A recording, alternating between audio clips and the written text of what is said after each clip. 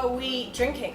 Well, I don't know what you're drinking, but I'm drinking a mojito. Oh, I'm drinking the same as you. Oh, really? Always. Great. Why a mojito? When I became a bartender, a mojito was the first thing I learned to make. Ah. So it has special significance for me. Interesting. Well, cheers to that. Cheers to that. Let's take a sip, see how it is actually. It's good.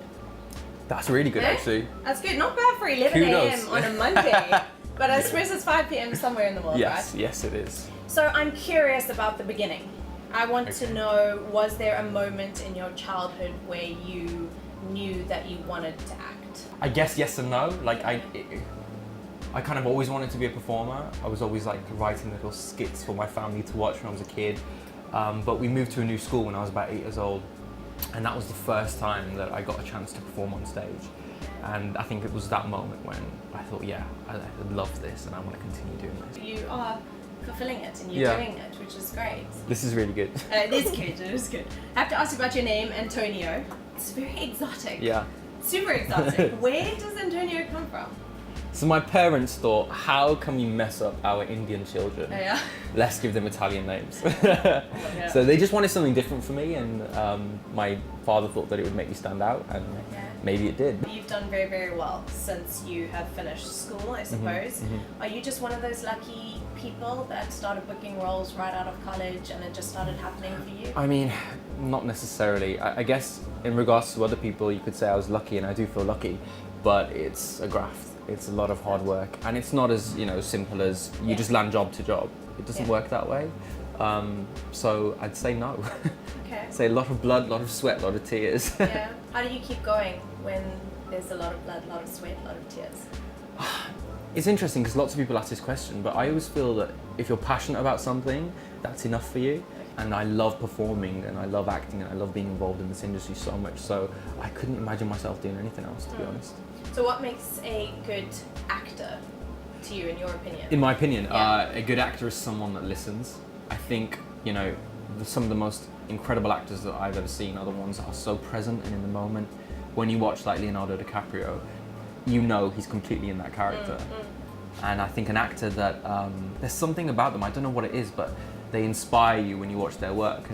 And a good actor for me is someone that listens and someone that is generous. And it's interesting because lots of times when you're acting, you hear people say, oh, this person's generous. But what that really means is they give you energy in the scene. They play with you. They're in the moment with you. And I think that's the most important thing about being an actor. And truth. Sure. I was so lucky to meet Michael Shannon recently. Oh, really? And we were just we were just talking about acting and the whole industry. And he said to me, he was like, "Know your truth, man." And I was like, yeah, that's it. It's, whatever it is, a script, whatever story, whatever character you're playing, it's all about the truth. If you can find that and if you can play that, that to me is what makes a good actor. Congratulations on Tomb Raider. Thank you very much. I mean, that is big. That is huge. It was. What was it like when you got the call from your agent saying you've booked it alongside Alicia Vikander? I mean, what was that moment like? It was surreal. I mean, every time I land a job, it's surreal because I just think I'm never going to work again. Yeah, sure. And then you get a call. But that was interesting because the audition process for that, I was filming Eaten by Lions.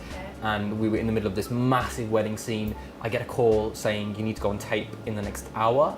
And I was like, I'm filming a film, as they knew.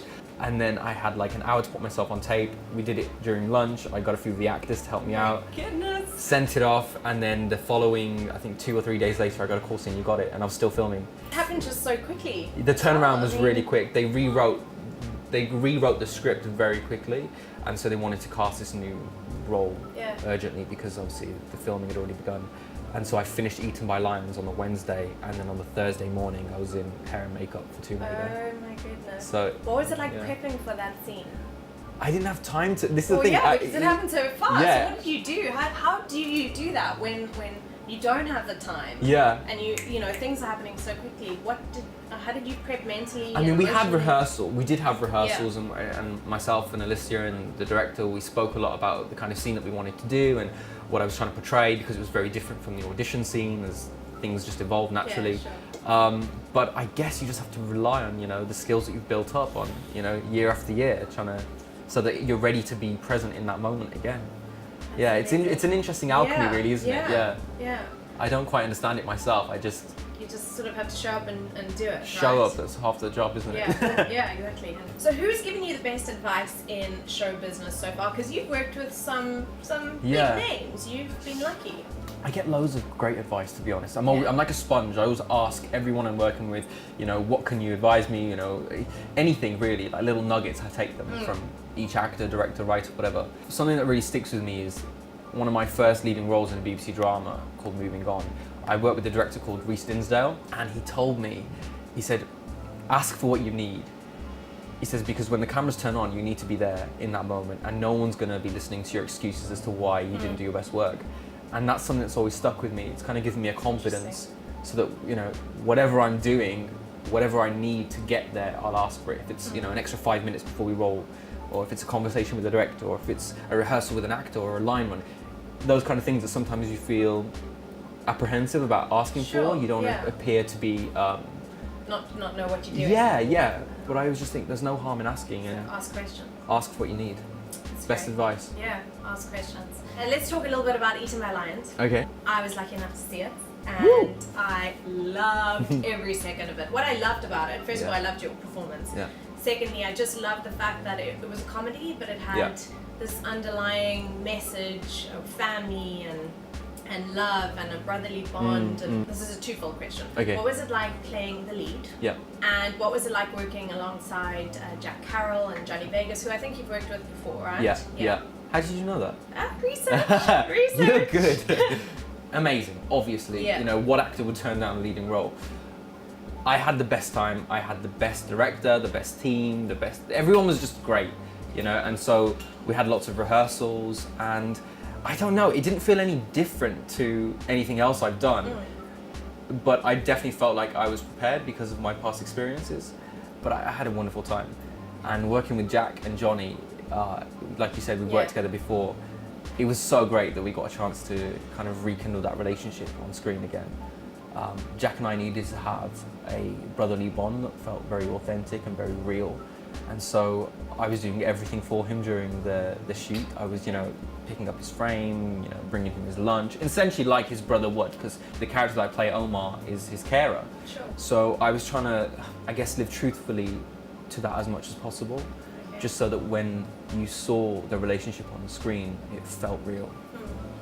Well, it definitely came across. Did it? Yeah, it was beautiful. It really was. You were filming a movie in Spain. Yeah.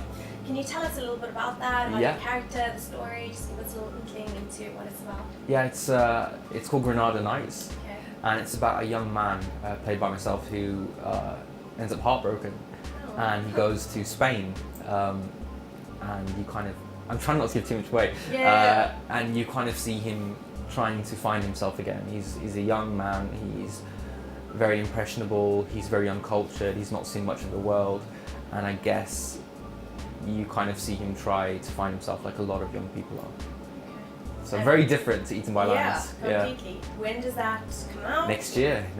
You were named by Screen Daily as one of the Screen Stars of Tomorrow 2018. What was that like? Again, surreal.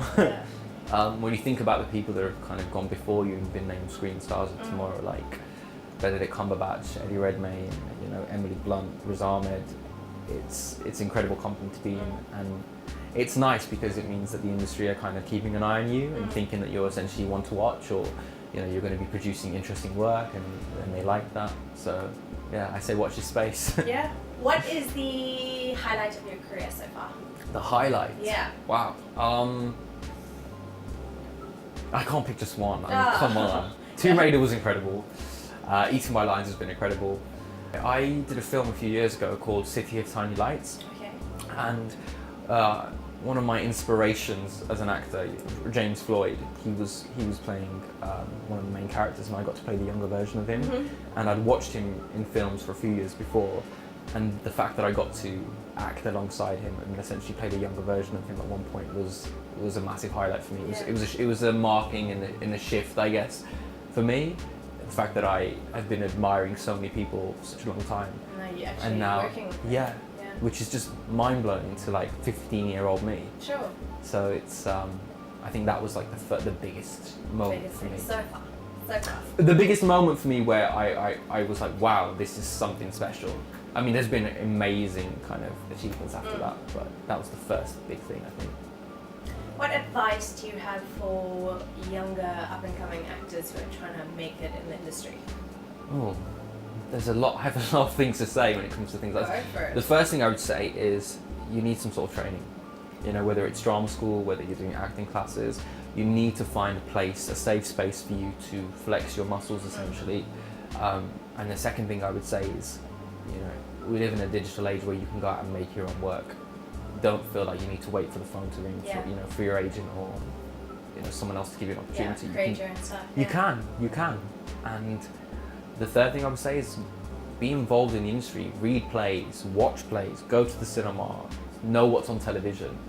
You know, you can't... educate. Educate yourself on everything, because I learned so much. I learned about the whole world from watching movies as a kid. And I think that was the biggest education for me, really. So yeah, educate yourself. If you could break the ice, meaning have a drink with anyone past or present, who would it be and why? Can I give you two answers? Of course you can. So, the first one is the king of rock and roll, Mr. Elvis Presley. Okay. That's cool. I think he's the coolest guy that ever lived, and I don't know what I would say if I'd ever had the chance to meet him. I love his music, and recently I watched Bohemian Rhapsody, and I thought it was incredible. But I was so sad about the fact that my generation never got a chance to grow up with Freddie Mercury, and so I think I'd break the ice with Freddie. I think he'd be a bit of a wild one. Okay, I think those are two great people. Yeah. Good. Amazing. Well, cheers. Thank you so much for chatting with us. It's been so lovely. Thank you for having me. And good luck for everything. I really do believe that you're going to fly. I really do. Thank you, Kendal. Thank you.